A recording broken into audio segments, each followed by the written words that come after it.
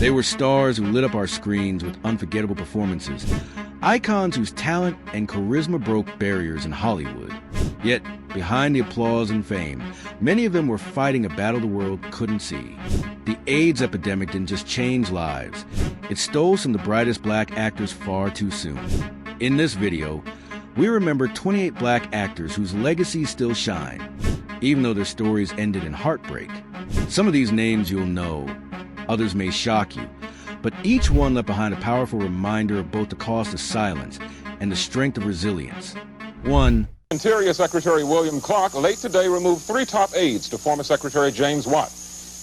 Max Robinson was a trailblazing journalist whose life and career broke barriers in broadcast news, only to be tragically cut short by AIDS at the height of the epidemic. As the first black anchor on a major American network, his presence on ABC's World News Tonight in 1978 was revolutionary, but his private struggles with illness and sexuality unfolded during one of the most stigmatized periods of the HIV/AIDS crisis. Born in Richmond, Virginia during the Jim Crow era, Robinson grew up facing the harsh realities of segregation, yet he carried himself with a quiet dignity that would later define his on-air presence. His journey into journalism began at small black-owned stations, where he developed his signature delivery, authoritative yet warm, intellectual yet accessible. By the time he reached ABC, his baritone voice and unflinching coverage of racial issues made him both a respected journalist and a symbol of progress. Behind the scenes, Robinson navigated immense pressures. As one of the few black men in network news, he faced subtle and overt racism, from being mistaken for a technician to battling executives over coverage of racial inequality. His famous on-air protest, "Turn His Back to Reveal an All-White Newsroom," was a masterclass in using broadcast power to make a point without saying a word. The personal cost of his pioneering role became increasingly heavy. Colleagues later revealed Robinson struggled with his sexuality in an industry where being gay could end careers.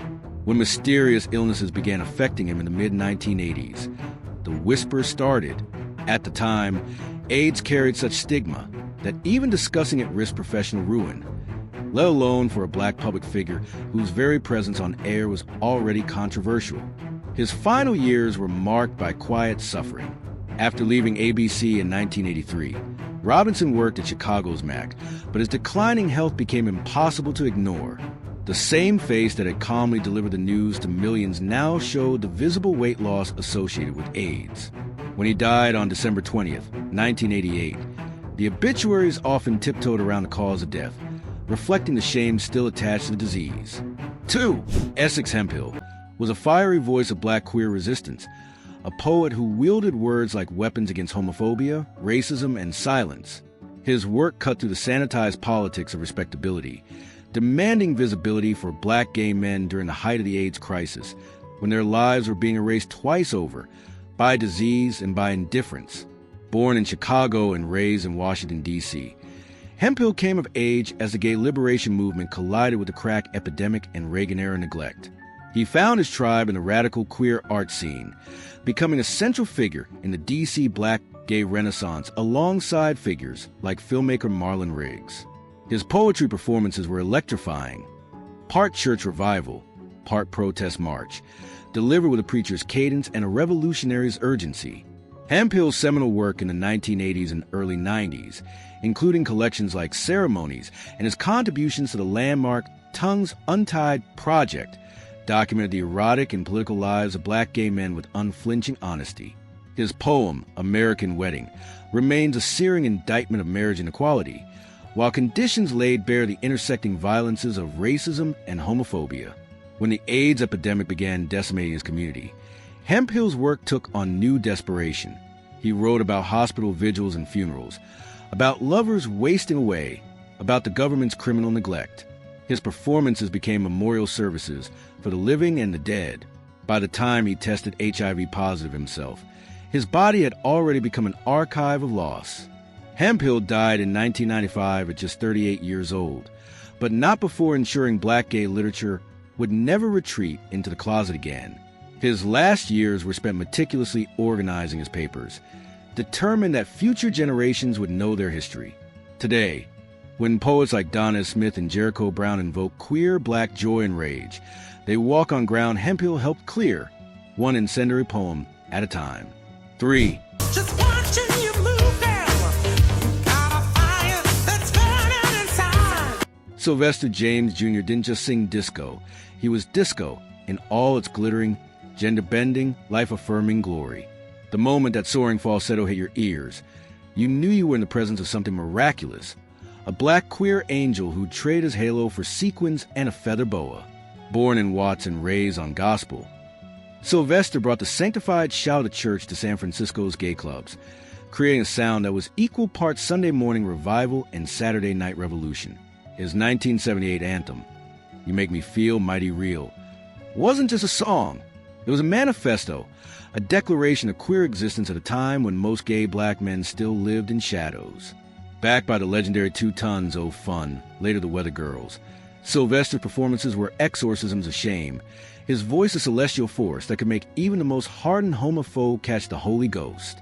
When he strutted across stage in lame and 6-inch heels, it wasn't drag, it was armor. But the same clubs that worship him began emptying as the AIDS crisis took hold. Sylvester watched lovers and collaborators disappear, then felt the virus take root in his own body. True to form, he faced death like he'd faced life, without apology. At his final performance in 1987, gaunt but still radiant, he told the crowd, "I'm not giving up, I'm just giving out."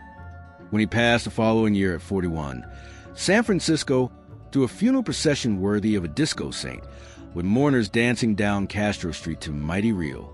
Sylvester's legacy pulses through every queer black artist who refuses to dim their light. From Lil Nas X's monochrome rodeo to Janelle Monáe's tuxedoed rebellions, he proved you could be unapologetically fabulous and ferociously talented, that salvation could be found in a 4-on-the-floor beat. The voice that once shook nightclubs now echoes through generations, mighty, real, and forever free. For Archie Williams lived a life of extraordinary triumph and quiet resilience, a man whose golden moment on the Olympic podium was just the beginning of an unlikely journey that would see him become one of the first black American celebrities to publicly acknowledge dying from AIDS. His story spans the brutal racism of Jim Crow America, the glittering promise of Olympic glory, and the cruel stigma of the AIDS epidemic. A life so expansive it seems impossible it belonged to just one man. As a 21-year-old University of California student in 1936, Williams sprinted into history at the Berlin Olympics, winning gold in the 400 meters under the gaze of Adolf Hitler. That moment, where Jesse Owens famously shattered Nazi myths of Aryan supremacy, should have made Williams a national hero. But returning home to segregated America, he was reminded that his medal didn't make him a full citizen. When we came home, he later recalled, we couldn't even ride in the front of the bus. Williams channeled his intellect into aviation engineering, becoming one of the first black officers in the Army Air Corps during World War II, training the Tuskegee Airmen.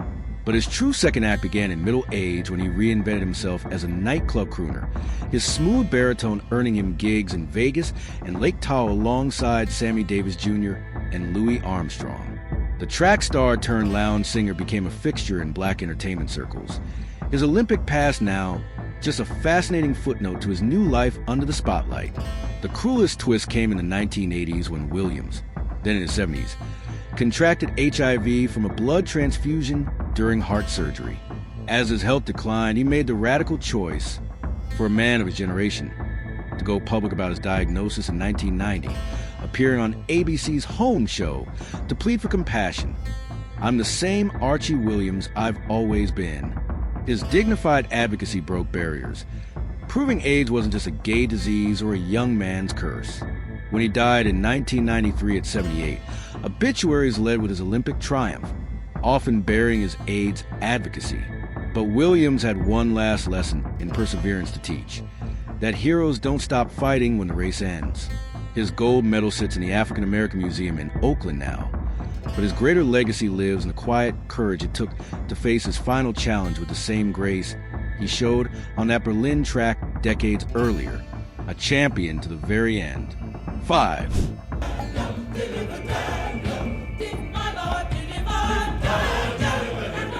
Alvin Ailey moved through the world like liquid poetry, his choreography giving physical form to the unspoken stories of Black America. The boy who grew up picking cotton in Depression-era Texas would become the visionary who transformed modern dance, wrapping ancestral memories in soaring movement that made audiences weep. His 1958 masterpiece, Revelations, set to spirituals and blues, wasn't just a dance piece. It was a baptism, a healing ritual performed in theaters worldwide for over 6 decades. Ailey's genius lay in his ability to codify Black joy and sorrow into universal language. He took the juke joint shimmies of his youth, the Pentecostal fervor of his mother's church, and the cool strut of Harlem nightlife, distilling them into a technique so precise it became its own lexicon. Yet for all his artistic fearlessness, he lived an intensely private life, navigating the dance world's homophobia while quietly building what would become the most diverse major dance company in history. By the mid-1980s, rumors swirled about Ailey's failing health as he began missing performances. The man who'd once commanded the stage with panther-like grace now moved carefully, his once broad shoulders narrowing. When he died in December 1989 at just 58, the official cause was a blood disorder, the discreet euphemism of the AIDS era. The dance world mourned publicly while whispering privately, the same community that celebrated his art still unequipped to name his suffering. 6. High school or 10th or 11th graders and talk about abstinence or safe sex. Arthur Ashe carried himself with a quiet dignity that made his eventual confession all the more shattering. The man who broke tennis color barrier with the precision of his backhand and the steel of his composure found himself facing a final, cruel opponent, one that no amount of training could defeat. When he stood before the world in 1992 to announce he had AIDS, contracted from a tainted blood transfusion during heart surgery, it wasn't just a personal disclosure. It was a seismic moment that forced sports fans confront their prejudices about the disease. Ashe's life had been a masterclass in breaking barriers without breaking character. The Richmond native who wasn't allowed to play on his hometown tennis courts as a boy grew into the first Black man to win Wimbledon, the U.S. Open, and the Australian Open. His victories came not with explosive temper, but with surgical focus, his glasses fogging under the pressure of being the only Black face in elite tennis. Even his activism was measured. Anti-apartheid protests conducted with press conferences rather than punches. The AIDS diagnosis in 1988 became his most private struggle. For nearly 4 years, he kept it secret, enduring whispers about his weight loss while privately documenting the disease's progression in meticulous journals. When USA Today threatened to out his condition in 1992, Ashe preempted them with a dignified press conference that reframed the AIDS conversation. Here was no promiscuous gay patient, but devoted family man, a legend struck by tragic circumstance. His final months became an accelerated lifetime of advocacy. He launched the Arthur Ashe Foundation for the defeat of AIDS, testified before Congress, and even got arrested protesting U.S. treatment of Haitian refugees, all while fielding hate mail from fans who believed his illness tarnished his legacy. The man who'd once been criticized for being too quiet, too respectable, now used his dying breath to amplify marginalized voices. When Ashe died on February 6, 1993, New York City honored him with a memorial service usually reserved for heads of state. His coffin was carried past the U.S. Open's Arthur Ashe Stadium, a venue that wouldn't exist for another 4 years, while thousands stood in silence. Today, that stadium bears witness to his complicated triumph, a Black man's name etched in tennis history. His final fight reminding us that some backhands strike deeper than any forehand ever could. The champion who played his entire career without grunting saved his loudest statement for last, that even the most private pain deserves public compassion. 7. Willie Smith was fashion's great democratizer, a visionary who tore down the velvet ropes of high design with his revolutionary idea that style should belong to everyone. Before streetwear entered the fashion lexicon, this Philadelphia-born designer was stitching together couture techniques and urban energy into clothes that moved with real lives, not just runway fantasies. His label, Willie Wear Limited, founded in 1976, didn't just anticipate the 90s minimalism boom by a decade. It redefined who got to participate in fashion's conversation. Smith's genius lay in his hybrid vision. He paired architectural precision learned at Parsons with the improvisational spirit of the downtown New York clubs where he danced until dawn. A Willie wear jumpsuit could transition from gallery opening to subway ride without losing its edge. Price, so a secretary and a socialite, might own the same perfect blazer. His collaborations with artists like Keith Haring and Barbara Kruger turned garments into canvases long before designer-slash-artist partnerships became industry staples. The same man who dressed Grace Jones and Spike Lee in bold prints and relaxed tailoring was also quietly rewriting fashion's racial rules. As one of the few black designers with commercial success in the 70s and 80s, Smith built an empire that grossed $25 million annually while mentoring young designers of color, all without compromising his radical ethos. "I don't design clothes for Queen," he famously said, "but for the people who wave at her as she goes by."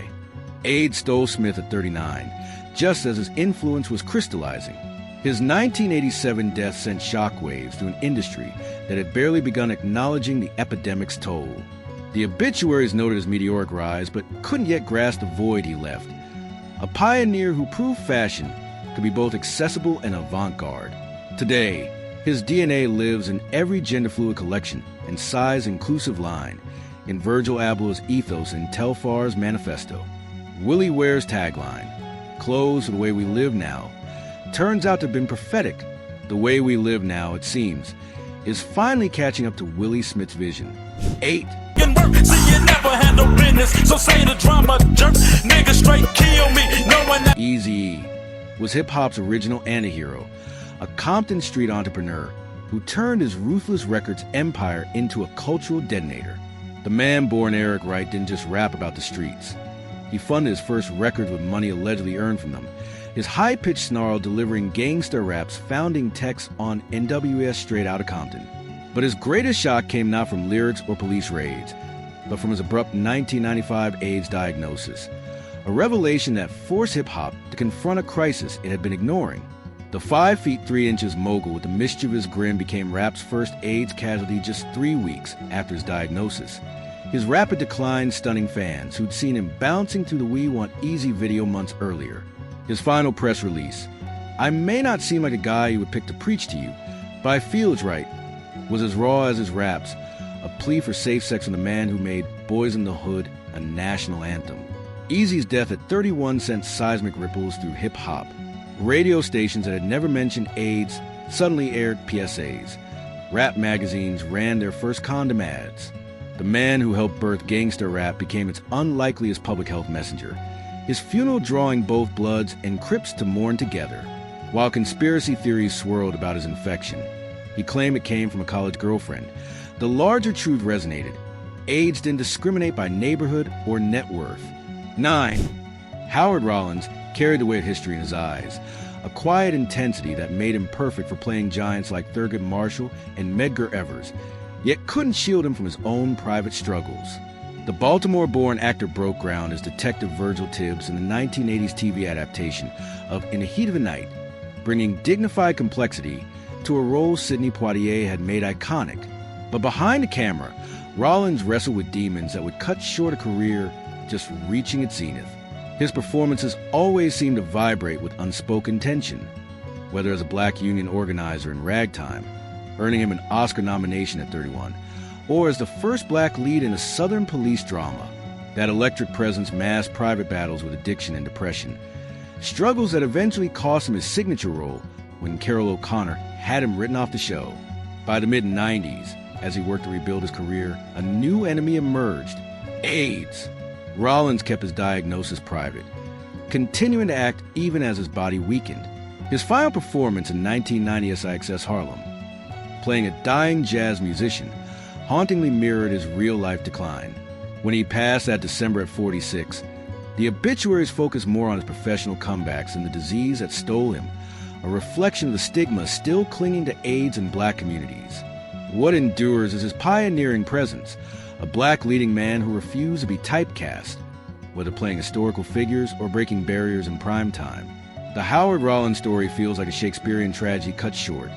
So much brilliance, so much pain, and ultimately, so much left unspoken. His Virgil Tibbs would have wanted the case solved. Rollins' own story still awaits its full telling. 10.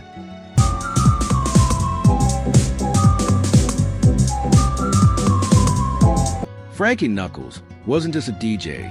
He was an architect of sound who built cathedrals of rhythm where Outkast became royalty. The man they called the godfather of house music took the discarded remnants of disco, the soul of gospel, and the pulse of underground clubs to create something entirely new in Chicago's South Side warehouses. His sanctuary, the Warehouse, later simply the Music Box, wasn't just a club. It was a refuge for black queer kids, a place where the kick drum pounded like a heartbeat and the bass line felt like salvation. Knuckles' genius was in his alchemy. He'd take a dusty Philly soul record, stretch it over a drum machine, and baptize in reverb until it became something holy. Tracks like Your Love and Tears weren't just dance music. They were emotional lifelines for a generation coming of age during AIDS and crack epidemics. Even as house music exploded globally, he remained Chicago's humble ambassador, his sets always preaching the gospel of inclusion long before diversity became a festival buzzword. Though diabetes officially claimed him at 59, those close to Knuckles knew HIV had weakened him for years. He rarely spoke publicly about his status, but his activism spoke volumes, playing benefits for AIDS organizations, mentoring young queer artists, and proving that survival itself could be revolutionary. When he passed in 2014, the city that birthed house music gave him a send-off normally reserved for politicians, with his coffin paraded past the iconic mural bearing his likeness on Chicago's South Side. Today, when a bass drop unites 50,000 people at a festival, when a drag queen vogues to a four-on-the-floor beat, when a black queer kid finds courage in a nightclub, that's Frankie's legacy playing on infinite loop. The man who once said, "House music is love," left behind not just tracks, but an entire language of liberation written in 120 BPM. The music never stopped. It just passed into the bloodstream of culture, as permanent as the memories of those sweaty, sacred nights when Frankie Knuckles made the walls shake and the world outside disappear. 11. Larry Riley brought a rare, grounded authenticity to every role he touched, whether as the ambitious musician Benny on Knots Landing or in a Syrian performance as a sharecropper in The Color Purple. With his rich baritone voice and effortless charisma, Riley had the kind of presence that made audiences lean in, his performances radiating both strength and vulnerability. But just as his career was gaining momentum, the AIDS crisis cut his journey tragically short, leaving behind a legacy of what could have been. Riley's breakout role came in 1985 when he joined the cast of Knots Landing, CBS's hit Dallas spinoff, as Benny, a talented saxophonist navigating the cutthroat music industry. His character's struggles mirrored Riley's own real-life hustle. Before acting, he had worked as a musician and even toured with Ike and Tina Turner. That lived-in quality made Benny one of the show's most beloved characters, and Riley's soulful performance earned him a devoted following. But as the 80s turned into the 90s, whispers about his declining health began circulating. At a time when AIDS was still shrouded in stigma, Riley kept his diagnosis private, continuing to work even as his body weakened. His final years were marked by quiet resilience, much like the characters he portrayed, men who fought against the odds. When he passed away in 1992 at just 40 years old, the entertainment industry mourned an actor whose potential had only begun to be realized. Riley's death was one of the earliest high-profile losses from AIDS in Black Hollywood, a painful reminder of an epidemic that was devastating communities in silence. Today, his performances remain a testament to his talent, warm, magnetic, and achingly human. Had he lived, he might have become one of his generation's defining actors. Instead, his story stands as both a celebration of his artistry and a sobering footnote in the history of an epidemic that stole too many voices too soon. 12. Oscar Moore played guitar like a man translating secret languages, his fingers spinning gold on those early Nat King Cole Trio records, where his elegant phrasing became the quiet backbone of jazz's transition from swing to something cooler, more intimate.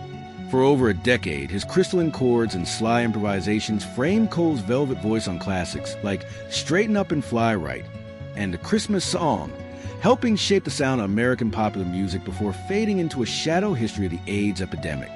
The Phoenix-born guitarist was already a seasoned player when he joined Cole in 1937. His style, a shimmering blend of Charlie Christian's innovation and his own blues-rooted restraint, making him one of the most respected session musicians of the 1940s. That he could hold his own alongside Cole's piano genius spoke volumes. Their trio, completed by bassist Wesley Prince, later Johnny Miller, didn't need drums because Moore's guitar was a rhythm section. His comping is precise, as a metronome would soul. Moore left the trio in 1947. A departure that baffled fans, but reflected the quiet struggles of a man navigating the pressures of fame and personal demons. By the late 1970s, those who remembered him might have spotted Moore, now gaunt, his once impeccable timing faltering. Playing sporadic gigs around Los Angeles. His 1981 death from pneumonia at 64 barely made the papers. The obituary is unaware they were documenting one of the first major casualties of an unnamed plague. It would take years for the truth to emerge. Moore had succumbed to AIDS-related complications, likely contracted through intravenous drug use. His death, predating the epidemic's official recognition, became a spectral prologue, a warning unheard. Today, his guitar work survives as both blueprint and ghost, those luminous Nat King Cole recordings standing as monuments to a man who helped invent modern jazz guitar, only to disappear into the silence that swallowed so many black artists. When jazz historians speak of unsung heroes, they're describing Oscar Moores, the ones whose endings got rewritten before the world learned how to listen. 13.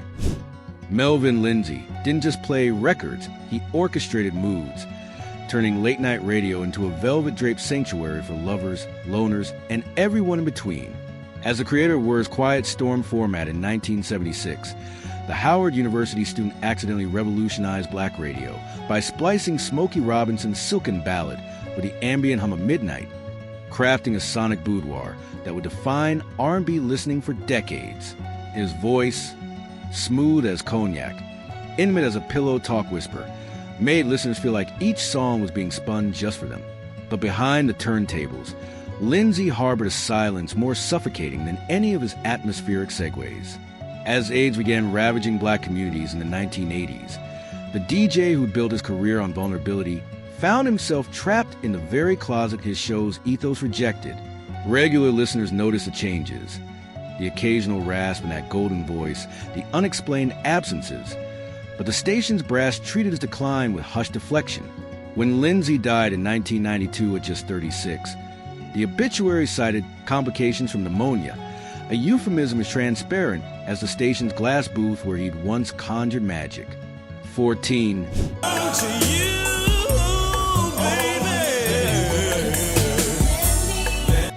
Kenny Green was the kind of R&B artist who could make vulnerability sound like strength.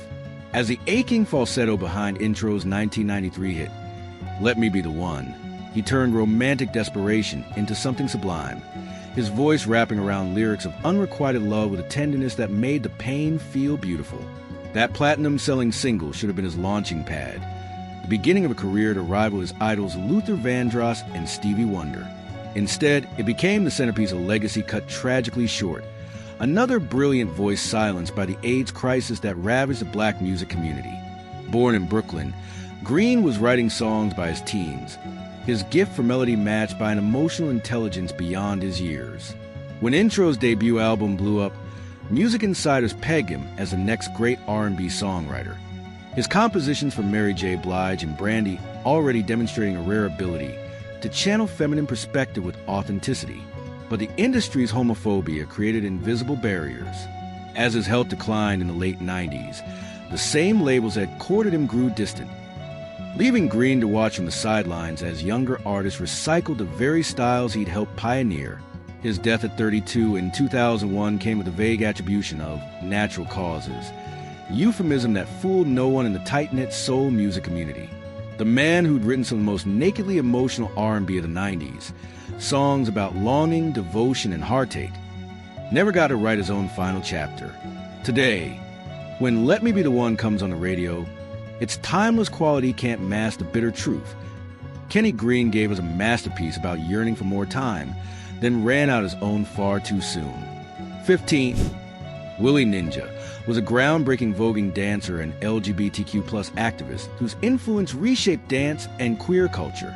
Known as a mother of the House of Ninja, he brought voguing to international fame with his sharp, elegant movements inspired by martial arts and high fashion. His presence in the Harlem ballroom scene and his role in the documentary Paris, his burning made him a symbol of black and queer excellence. Beyond his artistry, Willie Ninja was a vocal advocate for LGBTQ+ rights, particularly during the AIDS epidemic, which deeply affected the ballroom community. He used his platform to promote acceptance and visibility for marginalized voices. Willie Ninja died in 2006 from AIDS-related complications, but his legacy endures. His contributions to dance, his fearless advocacy, and his mentorship continue to inspire generations of performers and activists. He remains an enduring icon of resilience, creativity, and the fight for equality. 16. Raymond St. Jacques was a groundbreaking actor who left an indelible mark on Hollywood during an era when opportunities for black performers were limited. Best known to television audiences for his role as Judge Clayton C. Thomas on the courtroom drama Superior Court. His rich baritone voice and dignified screen presence made him a natural for authoritative roles. Born James Arthur Johnson on March 1st, 1930 in Hartford, Connecticut, he studied drama at Yale University before beginning his career in theater, including performances with the American Shakespeare Festival. His film career included significant roles in The Green Berets, 1968, Cotton Comes to Harlem, 1970, and The Comedians, 1967, where he appeared alongside stars like Richard Burton and Elizabeth Taylor. Throughout the 1980s, he became a familiar face on television through appearances on popular shows including Falcon Crest and Dallas, in addition to his regular role on Superior Court. St. Jacques passed away on August 27, 1990 at age 60 from AIDS-related lymphoma. At the time, the stigma surrounding HIV/AIDS meant his cause of death was not widely discussed publicly. His death represented both the loss of an important figure in black cinema history and a sobering reminder of how the AIDS epidemic affected all communities. Later retrospectives, including BET's Salvation After HIV/AIDS, would help bring proper recognition to his career and the circumstances of his passing. St. Jacques remains remembered as a pioneering actor who helped pave the way for greater representation in Hollywood. 17. Fela Kuti, the revolutionary Nigerian musician and political activist, created the explosive Afrobeat genre while fearlessly challenging corruption and oppression through his music. Born Olufo Olusegun Oludetan Ransom Kuti on October 15, 1938, in Abeokuta, Nigeria, the fiery artist blended traditional Yoruba rhythms with jazz, funk, and highlife to craft a sound that became the soundtrack of resistance across Africa and beyond. The outspoken musician transformed his Lagos home into the Kalakuta Republic, a communal compound that served as both creative headquarters and sanctuary for his band, Egypt 80. His scathing lyrics attacking Nigeria's military regimes led to brutal crackdowns, including a 1977 army raid that left his mother dead and Kuti severely beaten. Undeterred, he continued producing politically charged albums like Zombie and Coffin for Head of State, while performing in nothing but underwear to mock societal conventions. Kuti's flamboyant lifestyle, which included marrying 27 women simultaneously in 1978, often overshadowed his musical genius and activism. His health deteriorated in the 1990s, and on August 2, 1997, the Afrobeat pioneer died at age 58 from complications of AIDS. While his brother initially denied the cause of death due to stigma, Kuti's doctor later confirmed it was AIDS-related. His passing came just months after his final album release and weeks after his last performance. The musical maverick left behind a legacy that continues to inspire artists globally. Today, his sons Femi and Son Kuti carry forward his musical tradition, while his fearless activism remains a blueprint for artists fighting injustice. Fela's shrine in Lagos still draws pilgrims celebrating the life of Africa's most uncompromising musical revolutionary. 18. Gene Anthony Ray, the electrifying dancer and actor who captured audiences as Leroy Johnson in both the 1980 film Fame and its subsequent television series, brought raw talent and undeniable charisma to his performances. Born on May 24, 1962 in Harlem, New York, Ray's natural dancing ability earned him a spot in the original movie despite having no formal training, and a portrayal of the streetwise yet gifted Leroy made him an instant fan favorite. Ray continued his role through all 6 seasons of the famed TV series, 1982 to 1987, where his energetic dance sequences and tough but vulnerable persona became central to the show's appeal. However, after the series ended, he struggled to find roles that matched his early success.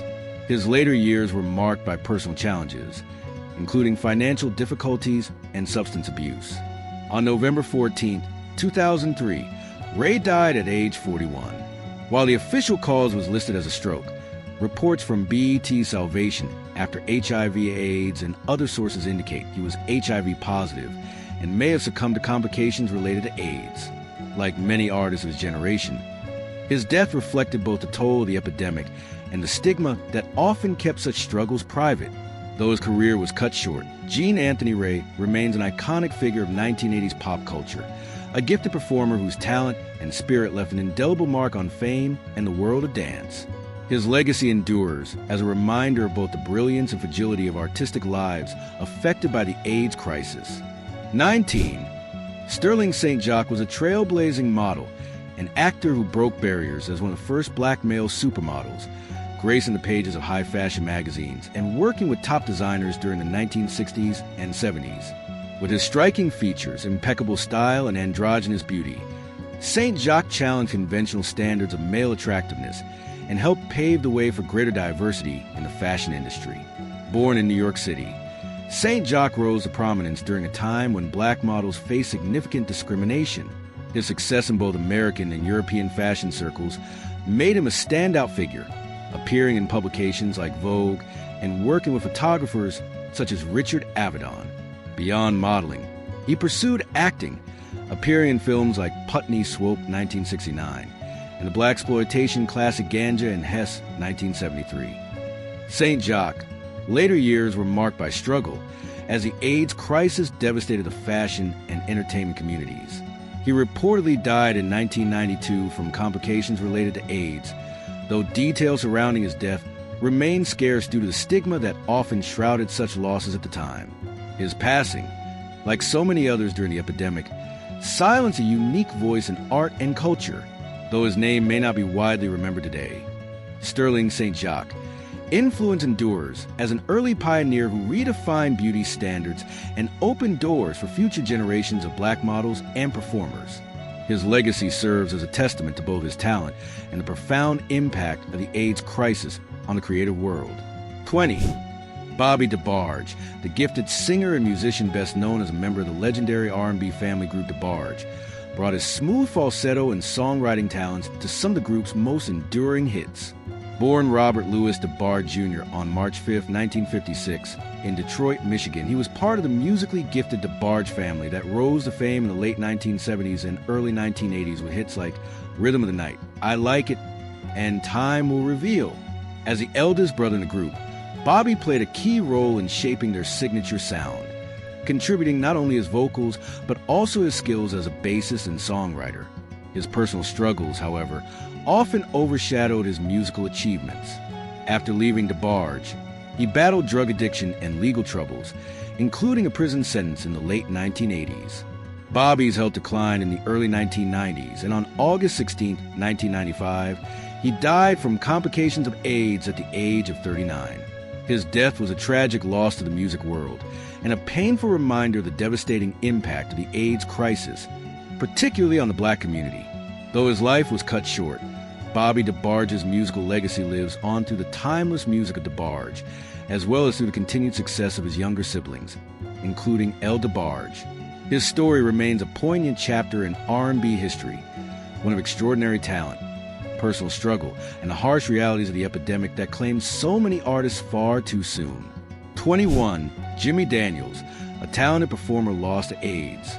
Jimmy Daniels was an American cabaret singer, actor, and socialite whose charm, talent, and elegance made him a beloved figure in New York City's vibrant nightlife during the early to mid-20th century. Born on November 15, 1908, in Elizabeth City, North Carolina, Daniels rose to prominence as one of the few black performers to achieve widespread acclaim in predominantly white entertainment circles during a time of racial segregation. Daniel began his career as a singer in Harlem's thriving jazz and cabaret scene, where his smooth baritone voice and sophisticated stage presence quickly earned him recognition. By the 1930s, he became a regular performer at popular venues such as the Bonsoir and the Blue Angel, where he captivated audiences with renditions of classic standards and show tunes. His refined style and magnetic personality also made him a favorite among celebrities, artists, and high society figures. Beyond his musical talents, Daniels was known for his wit, grace, and ability to navigate both black and white social circles with ease.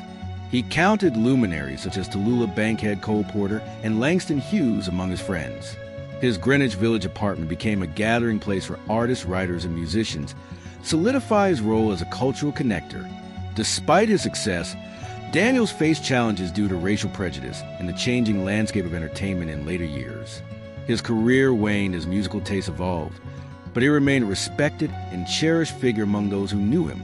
Tragically, Jimmy Daniels became one of the many victims of the AIDS epidemic. He died from complications related to the disease on March 21st, 1984, at the age of 75. His passing marked the loss of a pioneering performer who broke barriers with his artistry and charisma. Though his name may not be as widely remembered today, Jimmy Daniels left an indelible mark on New York's cultural history. His legacy lives on as a testament to talent, resilience, and the power of music to bridge divides. 22. Joseph Beam, a visionary writer and activist in the fight against AIDS. Joseph Beam was an influential black gay writer-editor and activist whose work gave voice to the experiences of black LGBTQ+ communities during the height of the AIDS crisis. Born on December 30th, 1954, in Chicago, Illinois, Beam became a pivotal figure in documenting the lives, struggles, and resilience of black gay men in America. Beam rose to prominence as the editor of In a Life, a black gay anthology in 1986, a groundbreaking collection of essays, poetry, and personal narratives that celebrated and explored black gay identity. At a time when both mainstream society and white gay communities often marginalized black queer voices, Beam's work provided essential visibility and solidarity. The anthology remains a foundational text in black LGBTQ+ literature. As a writer, Beam contributed to various publications, including Black/Out and Philadelphia Gay News, where his essays and articles addressed issues of race, sexuality, and the devastating impact of AIDS on black communities. He was deeply involved in activism, advocating for greater awareness, healthcare access, and compassion for those affected by the epidemic. Tragically, Joseph Beam died from AIDS-related complications on December 27, 1988, just 3 days before his 34th birthday. His untimely death was a profound loss to the literary and activist communities. However, his legacy endured through his writing and the work of those he inspired, including his close friend and fellow writer Essex Hemphill, who posthumously completed Beam's second anthology, Brother to Brother, New Writings by Black Gay Men, 1991. Joseph Beam's courage, creativity, and unwavering commitment to justice continue to resonate today.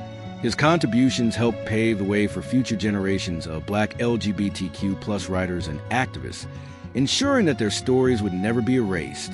23.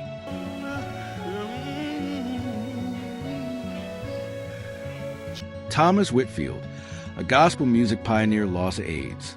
Thomas Whitfield revolutionized contemporary gospel music as a gifted composer, pianist, and producer before his untimely death from AIDS-related complications on June 20, 1992, at age 38.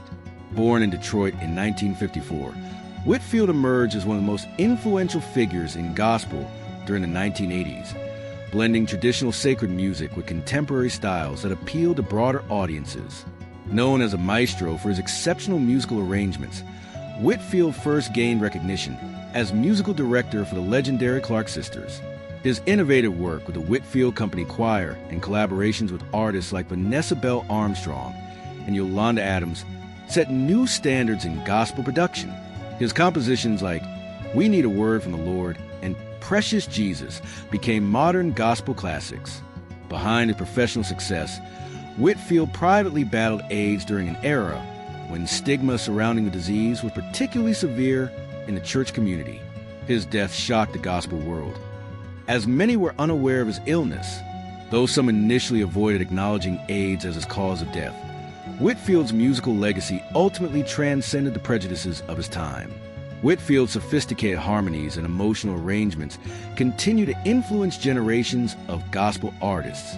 Posthumously inducted into the Gospel Music Hall of Fame, his story represents both the extraordinary contributions of black LGBTQ+ artists to gospel music and the tragic losses suffered during the AIDS crisis.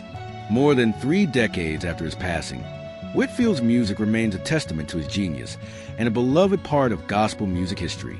24. Keith Pringle, a gospel voice silenced too soon. Keith Pringle brought electrifying energy to contemporary gospel music as both a powerful vocalist and influential choir director before his life was cut short by AIDS-related complications in 1996.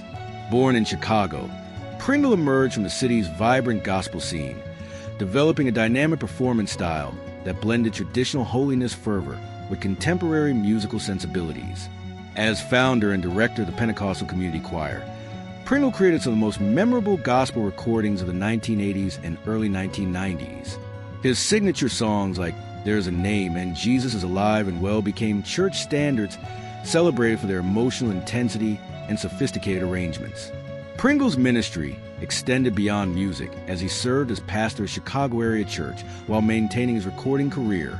Pringle's death at age 42 shocked the gospel community, occurring during a period when many churches struggled to address the AIDS crisis with compassion. While details about his illness were not widely discussed publicly, his passing represented one of many tragic losses in the artistic community during the epidemic's peak years. Today, Pringle's musical legacy endures through his recordings that continue to inspire worship and his influence on subsequent generations of gospel artists. His story reflects both the extraordinary contributions of gospel musicians and the painful realities many faced during the health crisis that claimed so many creative voices. Pringle's music remains a testament to the enduring power of faith expressed through song. 25. Ron Winans, a gospel legacy touched by tragedy. Ron Winans carried the mantle of Detroit's legendary Winans family as both a gifted vocalist and pioneering radio host before his death from AIDS-related complications on June 17, 2005. The fifth child of gospel music patriarch David "Pop" Winans, Ron distinguished himself beyond his famous siblings with his smooth baritone voice and innovative contributions to gospel broadcasting. As co-host of the groundbreaking The Winans Brothers Show on Detroit's WGPR, Ron helped bring contemporary gospel music to urban radio in the 1980s. His 1990 album Ron Winans Family and Friends Choir Presence introduced the hit Always, showcasing his talent for blending traditional choir sounds with contemporary production. Winans kept his HIV diagnosis private for years, continuing his ministry work even as his health declined. His passing at 48 forced difficult conversations about AIDS in the black church community, with his family establishing the Ron Winans Foundation to support HIV/AIDS education. Though overshadowed by his more famous siblings in life, Ron's legacy persists through his musical contributions and the Foundation's work. His story represents both the Winans family's profound gospel influence and the quiet struggles many faced during the epidemic's later years.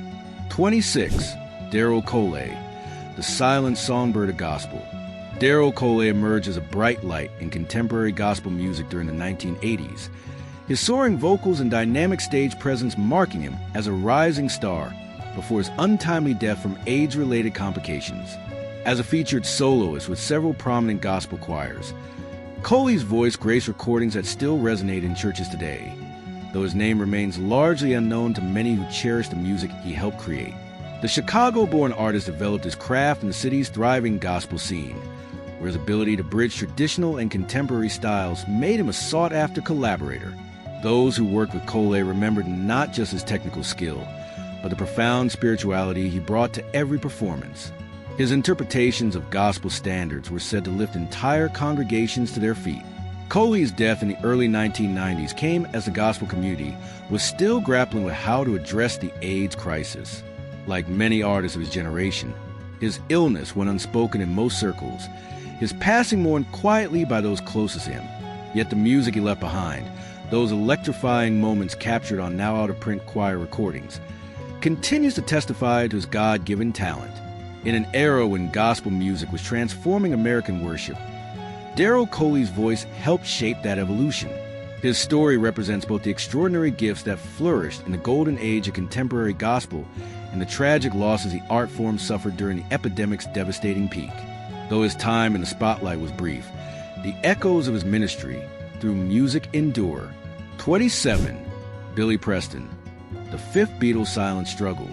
Billy Preston brought his gospel-trained genius to the world stage, collaborating with music legends from the Beatles to the Rolling Stones before succumbing to AIDS-related complications on June 6, 2006. The Houston-born child prodigy first gained fame playing with Mahalia Jackson at age 10, his virtuosic keyboard skills foreshadowing a career that would bridge sacred and secular music like few artists before or since. Preston's extraordinary musicianship made him one of the most sought-after session players of the 20th century.